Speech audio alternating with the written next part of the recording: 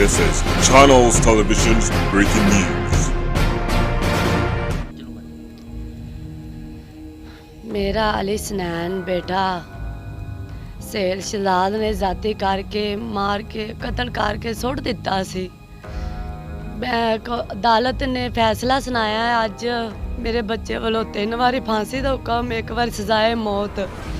मैं अदालत का शुक्रिया अदा करनी हाँ, उन्होंने बहुत बहुत शुक्रिया अदा करनी जिन्हें मेरे बच्चे का फैसला सुनाया। मेरा दिल बहुत खुश होया है, मेरा दिल मुतमैन हो गया है कि मेरे बच्चे के कातल नूं सजाए मौत सुनाई गई है। ते जिला कसूर तहसील चूनिया च साडे चौंक दे विच शरेआम फांसी दित्ती जावे। मेरा बेटा अली सनैन घरे दरिंदे ने सेल सजाद ने जाती करते दूसरा जाती करते मार दिता सी।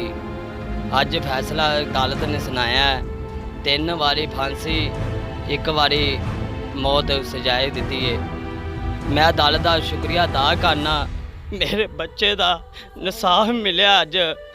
मैं बहुत शुक्रिया अदा करना मेरे अदालत वालियां दे, मेरे बच्चे से भी फैसला सुनाया गया अज। ते अज साढ़े चूनिया दे विच तहसील चूनिया जिला कसूर साढ़े शहर दे विच शरेआम फांसी दित्ती जावे इस जालम नूं। ऐंदा तो किसी दी मात नूं गोद हथ लावे दा ना कोई ते किसी सोच दी आवे दा। मैं भी दौड़दा फिरना, मेरे बच्चे का इंसाफ मिले अज। मैं बड़ा शुक्रिया अदा करना अज। शरेआम इस जालम नूं शरेआम फांसी होवे, मैं फिर शुक्रिया अदा। रहमानिर्रहीम।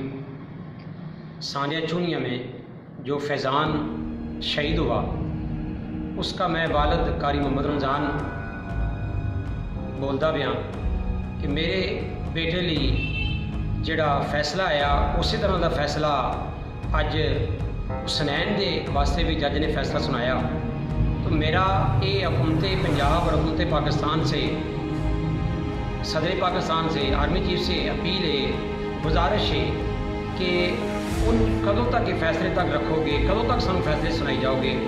ये मैं उन्होंने अपील करना कि तुसी इनू जल्दी छेती तो छेती जहाँ फांसी दी है, इनू जो तक फांसी नहीं दी जाएगी उदों तक साढ़े ये दिल जड़े ना ये ठंडे नहीं होंगे। ये साढ़े बच्चे जड़े असी कुर्बान किए हैं, इन्हें वास्ते साढ़े ते हुकूमत पंजाब ने जो साढ़े नाल वादे किए सी उन्होंने वादे के विचों एक भी अज तक वादा पूरा नहीं हुआ। तो मेरी हुकूमत पंजाब से हुकूमत पाकिस्तान से सबसे अगे अपील है कि उन्होंने जल्द अज जल्द सुहेल शहजाद नूं फांसी दी है ताकि लोग उन्होंने वेख के इबरत हासिल करन, सबक सीखन, इस गनौनी साजिश तो बीमारी तो बचन। वतन अजीज के कोने कोने की हम उठाएंगे आवाज़ और देंगे साथ हर मजलूम का। पंजाब, सिंध, सरहद और बलोचिस्तान देखेगा सारा पाकिस्तान। Voice of Pakistan.